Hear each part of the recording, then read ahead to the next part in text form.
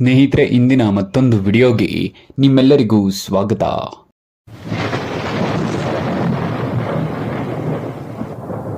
ಸಮಸ್ತ ಸೃಷ್ಟಿ ಒಂದೇ ವಸ್ತುವಿನಿಂದ ಆಗಿದೆ ಎಂದು ಮಹತ್ವವನ್ನ ಸಾರುವುದೇ ದಸರಾ ಸಮಯದಲ್ಲಿ ಬೊಂಬೆ ಇಡುವುದರ ಸಂಕೇತ. ಚೈತನ್ಯ ಜಗನ್ಮಾತೆಯ ಮೈಯ ಮಣ್ಣಿನಿಂದಲೇ ಎಲ್ಲವೂ ಸೃಷ್ಟಿಯಾಗಿದೆ ಎಂದು ಪುರಾಣದ ಕತೆ ಇದೆ. ಅದಕ್ಕಾಗಿ ಪಟ್ಟದ ಬೊಂಬೆ ಎಂದು ಶಿವ ಪಾರ್ವತಿಯರ ನಿರಾಕಾರ ಅಂದ್ರೆ ಅರ್ಧಂಬರ್ಧ ಆಕಾರದ ಬೊಂಬೆಗಳನ್ನ ಕೂರಿಸಲಾಗುತ್ತೆ.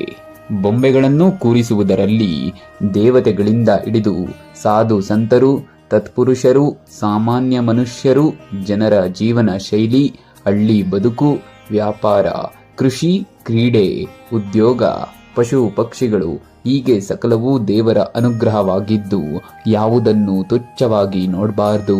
ಈ ಪ್ರಕೃತಿಯಲ್ಲಿರುವ ಪ್ರತಿಯೊಂದು ಮುಖ್ಯವೇ ಎಂಬುದು ಬೊಂಬೆಗಳು ಸಂದೇಶ ಸಾರುತ್ತವೆ. ಪ್ರಕೃತಿಯಲ್ಲಿರುವ ಪ್ರತಿಯೊಂದಕ್ಕೂ ಚೈತನ್ಯವಿದೆ ಎಂದು ತೋರಿಸಲು ಕೂಡ ಬೊಂಬೆಗಳನ್ನು ಕೂರಿಸಲಾಗುತ್ತೆ. 9 ದಿನಗಳ ಕಾಲವು ಬೊಂಬೆ ಹಾಡುಗಳು, ಬೊಂಬೆ ಬಾಗೀನ, ಕೋಲಾಟ, ಲಾಸ್ಯ ಹೀಗೆ ಲವಲವಿಕೆಯಿಂದ 9 ದಿನಗಳನ್ನು ಕಳೆಯುತ್ತಾರೆ. ನವರಾತ್ರಿ ಸಮಯದಲ್ಲಿ ಮನರಂಜನೆ, ನೃತ್ಯಗಳು ಪ್ರದೇಶದಿಂದ ರಾಜ್ಯಗಳಿಗೆ ಭಿನ್ನವಾಗಿರುತ್ತೆ. ನವರಾತ್ರಿ ಪ್ರಮುಖ ಆಕರ್ಷಣೆ ದಸರಾ ಬೊಂಬೆ. ಇದು ದಕ್ಷಿಣ ಭಾರತದಲ್ಲಿ ಕರ್ನಾಟಕ, ಆಂಧ್ರ ಪ್ರದೇಶ, ತೆಲಂಗಾಣ, ತಮಿಳುನಾಡಿನಲ್ಲಿ ಜನಪ್ರಿಯ. ಕನ್ನಡದಲ್ಲಿ ಇದನ್ನು ಗೊಂಬೆ ಹಬ್ಬ ಎಂದು ಕರೆಯುತ್ತಾರೆ. ದಸರಾ ಗೊಂಬೆ ಕೂರಿಸುವ ಪದ್ಧತಿ 18ನೇ ಶತಮಾನದಿಂದ ಮನೆಯಲ್ಲೂ ಜಾರಿಗೆ ಬಂದಿತ್ತು ಎನ್ನಬಹುದು. ಇಂದಿನ ಜೀವನ ಕ್ರಮದಲ್ಲಿ ಇದು ಕಡಿಮೆ ಕಾಣಲು ಸಿಗುತ್ತೆ.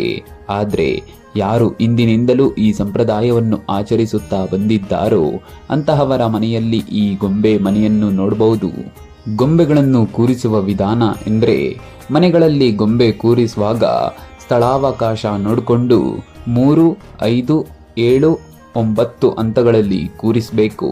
ಹೆಚ್ಚು ಗೊಂಬೆಗಳು ಇದ್ದವರು 9 ಹಂತಗಳಲ್ಲಿ ಕೂರಿಸಿದ್ರೆ, ಇನ್ನು ಕೆಲವರು 7 ಹಂತಗಳಲ್ಲಿ, ಕೆಲವರು 5 ಹಂತಗಳಲ್ಲಿ ಕೂರಿಸ್ತಾರೆ. ಗೊಂಬೆಗಳನ್ನು ಕೂರಿಸಲು ಮರದ ಸ್ಟ್ಯಾಂಡ್ಗಳನ್ನು ಬಳಸ್ತಾರೆ. ಮರದ ಸ್ಟ್ಯಾಂಡ್ ಇಲ್ಲದಿದ್ದರೆ ಸ್ಟೀಲ್ ಸ್ಟ್ಯಾಂಡ್ ಅನ್ನು ಸಹ ಬಳಸಬಹುದು.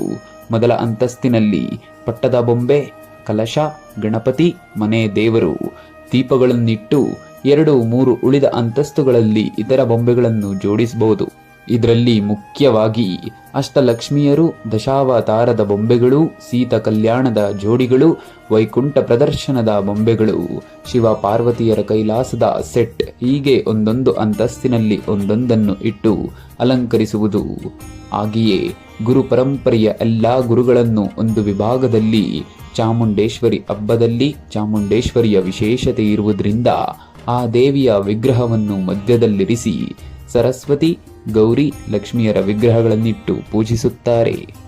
ಗೊಂಬೆ ಕೂರಿಸುವವರು ಪ್ರತಿ ವರ್ಷ ಹಳೆಯ ಗೊಂಬೆಯ ಜೊತೆಗೆ ಒಂದು ಹೊಸ ಗೊಂಬೆಯನ್ನು ಸೇರಿಸಿ ಗೊಂಬೆ ಕೂರಿಸಬೇಕು ಎನ್ನುವುದು ಇಂದಿನಿಂದಲೂ ನಡೆದುಕೊಂಡು ಬಂದಿರುವ ವಾಡಿಕೆ. ಹಾಗಾಗಿ ಪ್ರತಿಯೊಬ್ಬರು ಹಳೆಯ ಗೊಂಬೆಯ ಜೊತೆಗೆ ಹೊಸ ಗೊಂಬೆಯನ್ನು ಕೂರಿಸುತ್ತಾರೆ. ಇತ್ತೀಚೆಗೆ ಹಳೆಯ ಸಂಪ್ರದಾಯದ ಬೊಂಬೆಗಳ ಜೊತೆ ಆಧುನಿಕ ಸ್ಪರ್ಶ ನೀಡಲಾಗುತ್ತೆ. ಮರದ ಮಣ್ಣಿನ ಬೊಂಬೆ ಜೊತೆಗೆ ಇತ್ತೀಚೆಗೆ ಕಾಗದಗಳಿಂದ ತಯಾರಿಸುವ ಬೊಂಬೆಗಳೂ ಸಹ ನಾನಾ ಅಲಂಕಾರಗಳಲ್ಲಿ ವಿವಿಧ ಬಣ್ಣಗಳಲ್ಲಿ ಕಾಣಬಹುದು. ಪುರಾಣಗಳ ಪ್ರಕಾರ ಮಹಿಷಾಸುರನನ್ನು ಕೊಲ್ಲಲು ದೇವತೆಗಳು ದುರ್ಗಾದೇವಿಗೆ ಎಲ್ಲ ಶಕ್ತಿಗಳನ್ನು ನೀಡಿದ್ರು. ಈ ಸಮಯದಲ್ಲಿ ದೇವತೆಗಳು ದುರ್ಬಲರಾದ್ರು. ಆದರೆ 10ನೆಯ ದಿನದಲ್ಲಿ ದುರ್ಗಾದೇವಿ ಮಹಿಷಾಸುರನ ಮೇಲೆ ವಿಜಯ ಸಾಧಿಸಿದಳು. ದೇವತೆಗಳ ಆತ್ಮತ್ಯಾಗವನ್ನು ಗೌರವಿಸಲು ಗೊಂಬೆಗಳ ರೂಪದಲ್ಲಿ ದೇವತೆಗಳನ್ನು ಪೂಜಿಸುವ ಮೂಲಕ ಗೊಂಬೆಗಳ ಹಬ್ಬವನ್ನು ಆಚರಿಸಲಾಗುತ್ತೆ. ವಿಜಯನಗರ ಸಾಮ್ರಾಜ್ಯದ ಅಸ್ತಿತ್ವದಿಂದಲೂ ಈ ಪದ್ಧತಿ ಚಾಲ್ತಿಯಲ್ಲಿದೆ ಎಂದು ಹಲವರು ನಂಬುತ್ತಾರೆ. ಈ ಬಾರಿ ನವರಾತ್ರಿ ಸಮಯದಲ್ಲಿ ನೀವು ನಿಮ್ಮ ಮನೆಯಲ್ಲಿ ಗೊಂಬೆಗಳನ್ನು ಇಡೋದಾದ್ರೆ ಕಮೆಂಟ್ ಮೂಲಕ ನಿಮ್ಮ ಅಭಿಪ್ರಾಯವನ್ನು ತಿಳಿಸಿ. ಧನ್ಯವಾದಗಳು. ಜೈ ಕರ್ನಾಟಕ.